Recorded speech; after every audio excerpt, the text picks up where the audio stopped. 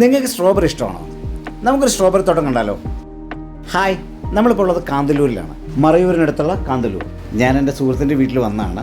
അപ്പോൾ അവൻ പറഞ്ഞാൽ ഇവിടെ ഒരുപാട് സ്ട്രോബെറി ഫാമുകളുണ്ട്, നമുക്കൊന്ന് കാണാം എന്ന് പറഞ്ഞ് ഞങ്ങളിങ്ങ് വന്നതാണ്. ഞാനിതിനു മുമ്പ് കണ്ടിട്ടില്ല കേട്ടോ സ്ട്രോബെറി കൃഷി ചെയ്യുന്നത്. നമ്മളിത് കൂടുതലും എന്താ പറയുക, സൂപ്പർ മാർക്കറ്റിലൊക്കെ വിൽക്കാൻ വെച്ചേക്കുന്നത് കണ്ടിട്ടുണ്ട്, പിന്നെ ടി വിയിൽ പരസ്യം കണ്ടിട്ടുണ്ട്. പക്ഷേ ഇതിങ്ങനെ ലൈവായിട്ട് ഉണ്ടായി കിടക്കുന്നത് എൻ്റെ ജീവിതത്തിൽ ആദ്യമായിട്ടാണ് ഞാൻ കാണുന്നത്. നല്ല ഭംഗിയാണ് കേട്ടോ ഇത് ഉണ്ടായി കിടക്കുന്നത് കാണാൻ, നല്ല രസമാണ്. ഞാൻ നിങ്ങളൊരു സ്ട്രോബെറി പറിച്ച് കാണിച്ചു തരാം. എൻ്റെ ക്യാമറ അങ്ങോട്ട് ഫോക്കസ് ആവുന്നില്ല, അടുത്ത് വരും, എന്ത് പറ്റിയെന്നറിയില്ല, സോറി കേട്ടോ. ഇത് വളരെ ചെറിയ ചെടിയാണ് കേട്ടോ. നമ്മുടെ പനീർ കൂർക്ക എന്നൊക്കെ പറഞ്ഞ് നമ്മുടെ പറമ്പിലൊക്കെ നമ്മൾ നടത്തില്ലേ, ആ ഒരു വലിപ്പമൊക്കെ ഉള്ളൂ ഇതിന്. പിന്നെ ഇതിനകത്ത് പ്ലാസ്റ്റിക് ഇട്ടേക്കുന്നുണ്ടോ? ഇതിൻ്റെ കായ ഉണ്ടല്ലോ, ഈ സ്ട്രോബെറി എന്ന് പറയുന്ന സാധനം മണ്ണിൽ ടച്ച് ചെയ്യാൻ പാടില്ല. മണ്ണിൽ ടച്ച് ചെയ്താൽ കരിഞ്ഞു പോകുമെന്നാണ് ഇവിടെ കർഷകർ പറഞ്ഞത്. അതുകൊണ്ടാണ് ഇതുപോലെ പ്ലാസ്റ്റിക് ഒക്കെ ഇട്ട് സെറ്റ് ചെയ്തിരിക്കുന്നത് കേട്ടോ. ഒരു തരത്തിലുള്ള കീടനാശിനികൾ അടിച്ചിട്ടില്ല എന്നാണ് കേട്ടോ ഇവർ പറയുന്നത്. ഫുള്ളി ഓർഗാനിക്കാണ്.